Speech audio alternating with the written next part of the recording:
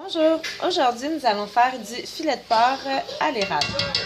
Ça va vous prendre 2 filets de porc de 1 livre chaque que vous allez enfariner.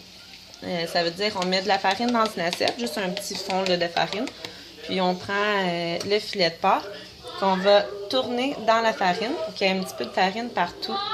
On va préchauffer le four à 350 et placer la grille au centre du four pour que quand on va être prête à mettre notre filet de porc au four, qu'il soit déjà préchauffé.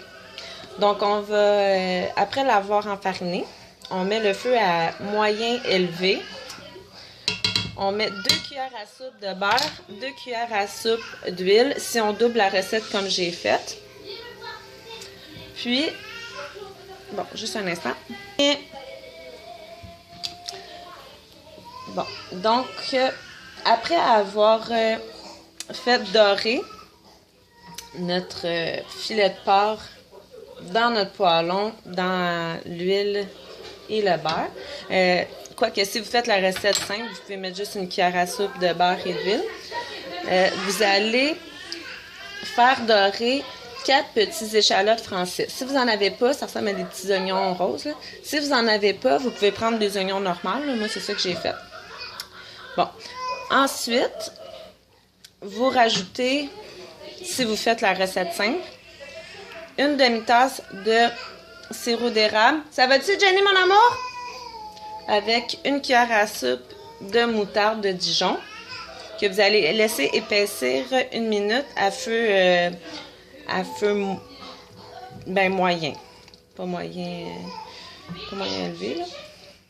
Puis, après ça, après avoir réservé, après avoir fait 1 minute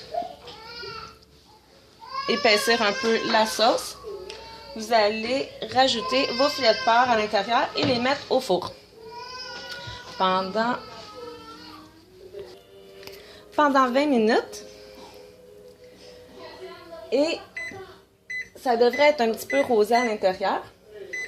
Donc, vous laissez reposer 5 minutes. Et moi, j'ai décidé de faire des patates pilées avec ça. Mais on peut manger, on peut faire même avec du riz. On peut faire un riz aux légumes.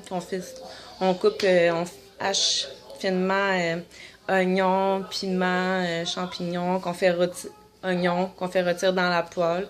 Puis après ça, on rajoute, pour faire notre riz instantané, là, la même quantité d'eau qu'on fait bouillir avec le riz, avec un peu bouillon de poulet. Donc, j'espère que vous allez aimer. Puis passez une belle journée!